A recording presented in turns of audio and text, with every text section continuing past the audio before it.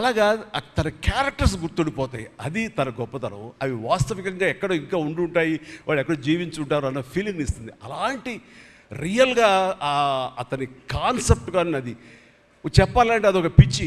నేను అనుకున్నది తప్ప ఇంకోలాగా కాదని. ఇందాక నాకు అన్నారు కదా, నేను మామూలుగా ఎప్పుడు వచ్చే విధంగా నడుచుకుంటూ వస్తుంటే నాకు అలా వద్దు ప్లీజ్ దయచేసి మీరు నా క్యారెక్టర్ నడవాలి.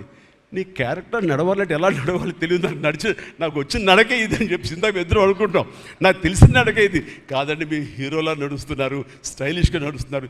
నేను స్టైలా, నేను హీరోలాగనా అని అంటే కాదు అంటూ ఆ క్యారెక్టర్ చూస్తుంటే నాకు మీరు చాలా డిఫరెంట్గా కనపడ్డారు. నాకు రెగ్యులర్గా కనపడలేదు. మీకుండే ఆ కింగ్ నాగ్ అని కానీ ఆ గ్లామర్ మన్మధుడు ఈ యొక్క స్టైల్ ఒక చామ్ ఉంటుంది కదా, ఈ సినిమాలో అది కనపడకుండా జీవితంలో నలిగిపోయినటువంటి, మానసికంగా ఫిజికల్గా నలిగిపోయినటువంటి ఒక మనిషి కనపడుతున్నారు.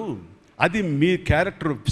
ఏంటి ఇలాగుంది నలిగిపోయినట్లుగా, బహుశా జైలు నుంచి బయటికి మళ్ళీ ఎప్పుడు వచ్చినప్పుడు మళ్ళీ ఫుల్ గ్లామర్లో కనపడతాడేమో సూటు గిట్ వేసుకుని. అంటే అప్పుడు కూడా భారంతోటో మానసికంగా ఆ ఒక దీనితోటో ఆ సంఘర్షణతోటో ముఖంలో ఆ హెవీనెస్ తోటో జీవితంలో ఏదో పోగొట్టుకుని ఏదో సాధించాలని ఏదో అనుకోవాలని ఏదో రకంగా అయిపోయినట్లా ఈ పరిస్థితుల్లో అన్న మీమాంసలో నలిగిపోతాం. ఆ నలిగిపోవడం అనేది ఫిజికల్గా and appearance wise performance wise చూపించగలిగాడంటే అది హెడ్స్ ఆఫ్ నాగ్.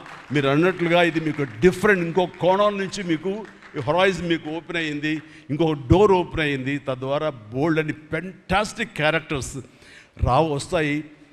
అండ్ మీరు అనుకున్నది ఉంటుంది, మీ లాంజివిటీ ఇంకా పెరుగుతుందని అనుకుంటున్నాను. మీ దోవలో నేను కూడా మీకు సమంగా నేను వచ్చేస్తాను నేను అనుకుంటున్నాను.